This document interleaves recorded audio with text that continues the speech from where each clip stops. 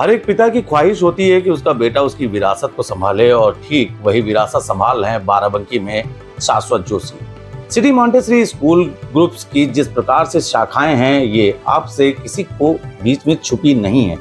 अब एक नए वेंचर के तौर पर यूएसए कॉन्सेप्ट बेस्ड स्कूल की बाराबंकी में शुरुआत की है शाश्वत जोशी और उनकी धर्मपत्नी प्रीति जी ने। शाश्वत जोशी जी को इसलिए बधाई देना चाहूँगा। विद्यालयों की एक लंबी लिस्ट चयन इनके पास है, या जो प्ले डे बच्चों का इन्होंने स्कूल खोला है निश्चित रूप से बिल्कुल आधुनिक है, बहुत सुंदर बनाया है। इनके विद्यालय बलरामपुर में भी हैं, बहराइच में भी हैं, गोंडा में भी हैं, बाराबंकी में हैं और तमाम ऐसे यहाँ अतिथि भी इसमें खड़े हैं जो शिक्षा यहाँ पे ग्रहण किए हैं। शिक्षा किसी व्यक्ति की उन्नति के लिए, विकास के लिए बहुत ज़रूरी है। मैंने सबको बधाई दी, शुभकामनाएं दी कि खूब अच्छे तरीके से पढ़ाएं और अपने लक्ष्य की प्राप्ति की तरफ इनकी नज़र होनी चाहिए। और विद्यार्थी बहुत अच्छे यहाँ पे हैं और बहुत अच्छा विद्यालय अनुशासित है। मैं यहाँ के प्रिंसिपल, प्रबंध कमेटी सबको बधाई देना। उनसे बात करेंगे, जानेंगे कि किस प्रकार से इस स्कूल में बच्चों को शिक्षा मिलेगी, सुरक्षात्मक दृष्टिकोण से क्या कुछ व्यवस्थाएं की गई हैं और जिस तरह से ये अपने स्कूल का दायरा बढ़ा रहे हैं, शिक्षा को लेकर कितना सजग एवं जागरूक हैं। आप दोनों लोगों का द कैमरा 1999 पर बहुत बहुत स्वागत है। शाश्वत जी, सबसे पहले हम जानना चाहेंगे, पिताजी की आपकी एक बड़ी इच्छा रही है और बड़ा माकूल कार्य भी आप उन्हीं के अनुरूप कर रहे हैं। कैसे इस स्कूल की सीएमएस की शुरुआत कैसे हुई? एक्चुअली बेसिकली मेरे पिताजी बहराइच के कैसरगंज डिस्ट्रिक्ट में निवास करते थे। मूल रूप से निवासी हम लोग बहराइच के जी। तो फादर हमारे सरस्वती शिशु मंदिर के संस्थापक प्रधानाचार्य थे। तो जनपद बहराइच के कई तहसीलों में उन्होंने सरस्वती शिशु मंदिर की स्थापना कराई। उसी क्रम में वो बाराबंकी डिस्ट्रिक्ट भेजे गए जी। यहाँ पर सरस्वती शिशु मंदिर की स्थापना मेरे पिताजी के द्वारा ही कराई गई। इसके बाद कमेटी में कुछ डिस्प्यूट हुआ जिसकी वजह से उनको उस जॉब से निकाला गया।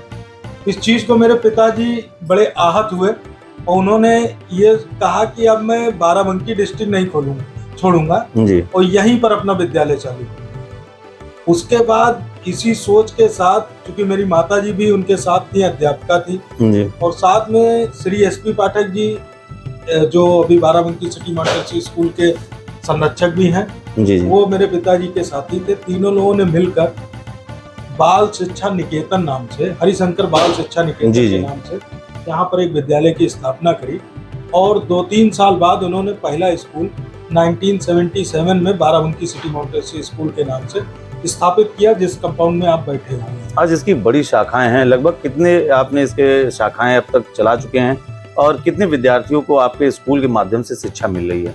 सबसे पहले तो मैं बता दूं कि अपने पिताजी के कार्यकाल में 7 शाखाएं थी इसकी।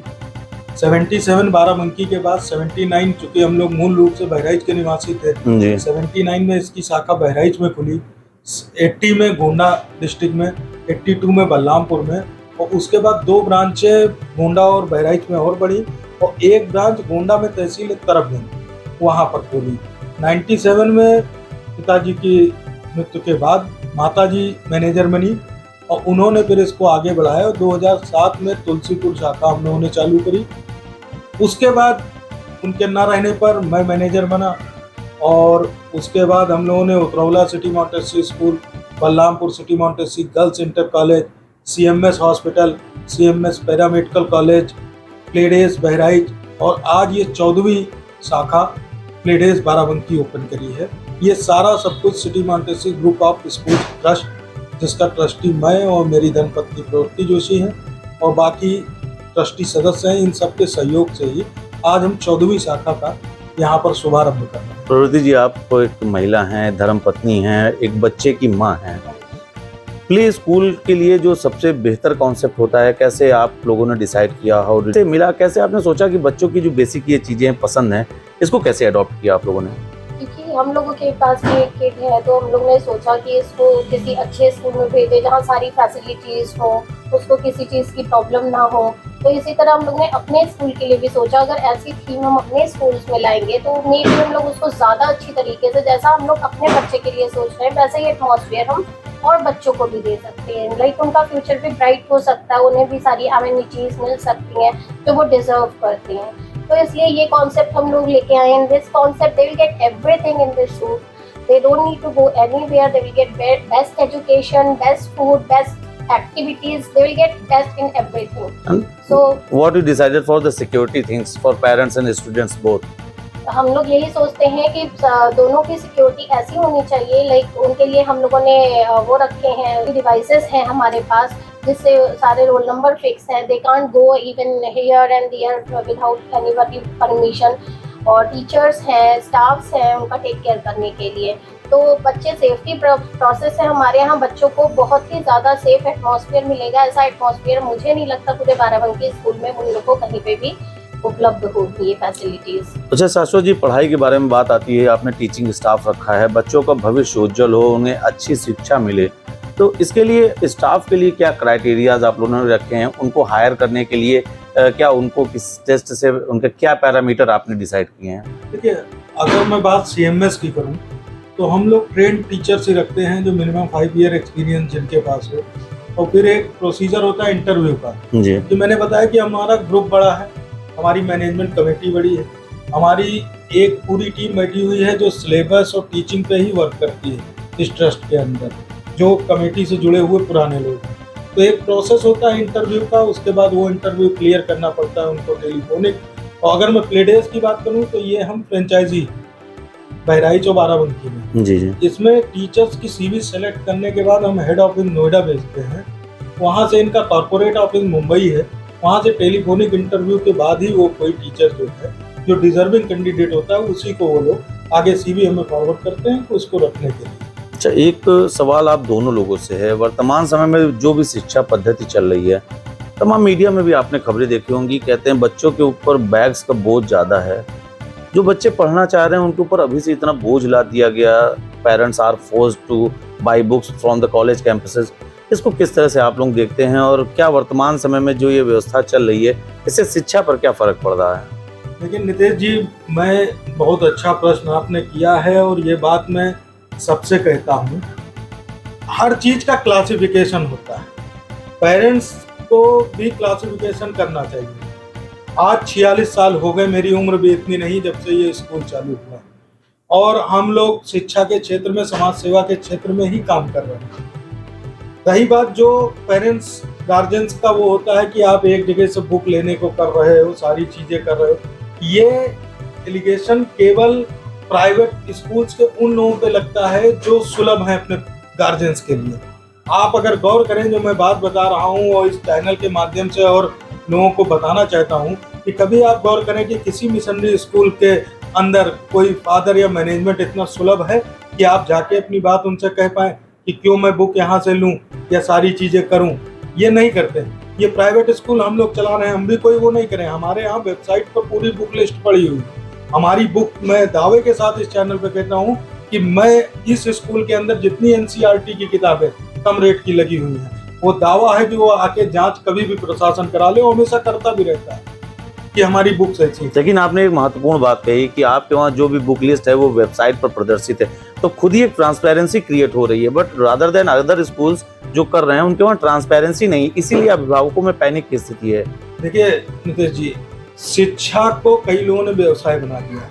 मैं आज भी आपको बताऊं, बहराइच शाखा में मैं अपने पिताजी के नाम से जो सेवा संस्थान है, स्वर्गीय PP जोशी मेमोरियल सेवा संस्थान, आफ्टर कोविड में एक संस्था ऐसी चला रहा हूँ जिसमें 1000 रुपए दे के कॉपी किताब के साथ बच्चे की एडमिशन फीस भी हो, 300 से 400-600 रुपए तक मंथली फीस है।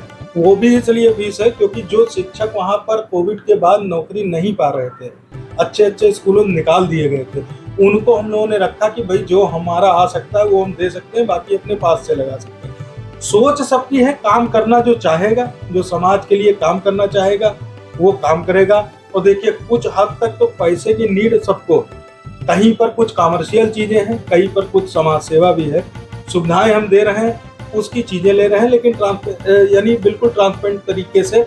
ऐसा कुछ नहीं कि कुछ भी हिडन हमारे ग्रुप में रखा जाए। बहुत अच्छी बात है। आपसे हम जानना चाहेंगे इसी सवाल पर, पक्ष महिला है, महिलाओं को माना जाता है कि घर की पूरी व्यवस्था वही संभालती हैं, चाहे वो अर्थव्यवस्था हो, चाहे पारिवारिक व्यवस्था हो, एक तरह से गृह मंत्रालय कहा जाता है, और पति परमेश्वर भी कुछ ना कुछ उनसे डर कर रहते हैं। तो इस तरह से जैसे ये एक बोझ पड़ता है, परिवार में जो खर्च का निर्धारण करना होता है, एक महिला होने के नाते आप उसको किस तरह से देखती हैं? खर्च खर्च कैसे हैंडल करना जी, चाहिए। स्कूली जो ये एक्स्ट्रा वैगन्स इस वक्त चल रहा है, इससे एक परिवार पे किस तरह से प्रेशर आता है और खासकर एक महिला के लिए?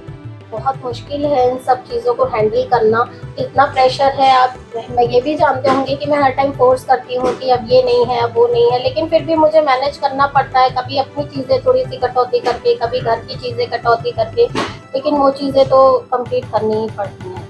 थोड़ा सा सैक्रिफाइस हर महिला को ही करना पड़ता है, बच्चों के लिए करना होता है, घर के लिए करना होता है, तो हर महिला ही अपनी लाइफ में कॉम्प्रोमाइज़ करती है। बहुत अच्छी बात है। शाश्वत जी, अंतिम सवाल हमारा, फीस की और इसकी बात हुई तो हम ये जानना चाहेंगे यहाँ पर गरीब बच्चों के लिए क्या व्यवस्था है और जो यहाँ पे फीस निर्धारण रखी गई है पढ़ाई के लिए, वो किस अनुरूप रखी गई है, क्या फीस रहेगी? अभिभावक अगर जानना चाहें, कैसे इसके बारे में पूरी जानकारी प्राप्त कर सकते हैं? देखिए, ये ladies pre school actually already मैंने जैसे बताया कि एक फ्रेंचाइजी, तो इनका जो फी क्राइटेरिया है वो तो वहीं से आता है, ओके। फॉलो करता है। उसी में सारा material, study material, even lunch और ब्रेकफास्ट भी स्कूल ही देता है प्लेडेज के बच्चों को।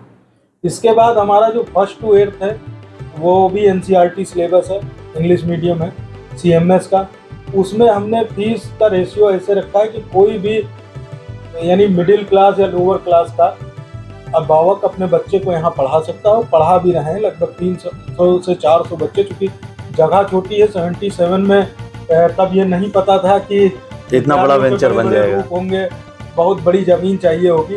तो सिटी के अंदर बसा हुआ है, तो जितनी हमारी कैपेसिटी है उतने हम एडमिशन लेते हैं और बच्चों को पढ़ा रहे हैं और गार्जियन भी प्रसन्न है इससे। बहुत ही अच्छी बात है और आप दोनों को उज्जवल भविष्य की शुभकामनाएं। जिस तरह से आप लोग समाज सेवा के क्षेत्र में दिन प्रतिदिवस बढ़ रहे हैं, ऐसे ही बढ़ते रहिए।